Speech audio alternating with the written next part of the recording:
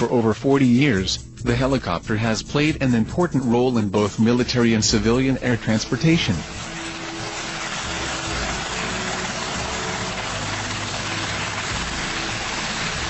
In the next few minutes, we will discover just how a helicopter flies.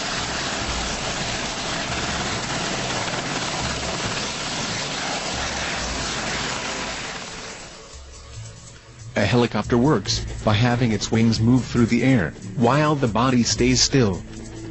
The helicopter's wings are called main rotor blades. Aside from the main rotor, the helicopter also has a tail rotor. The ratio of the rotating movement is approximately 1:6. The tail rotor rotates approximately 6 times faster than the main rotor.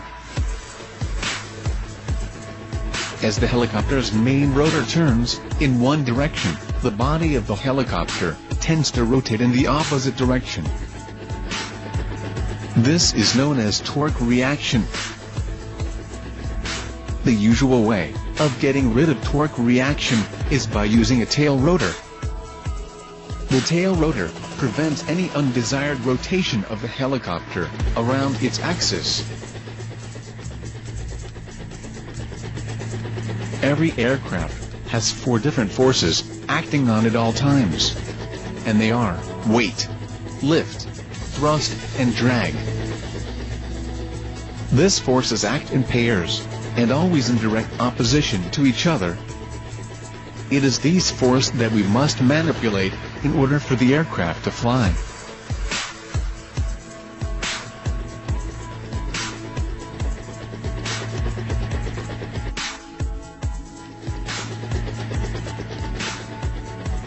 To get into the air, you have to overcome the pull of gravity, that is weight.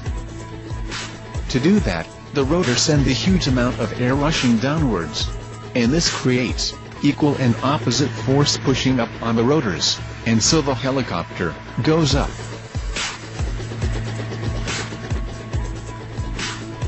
This force is called lift. Thrust is produced by the propeller of the jet engine, pulling air through the system, and moving the aircraft forward. Thus it creates more lift on the airflow.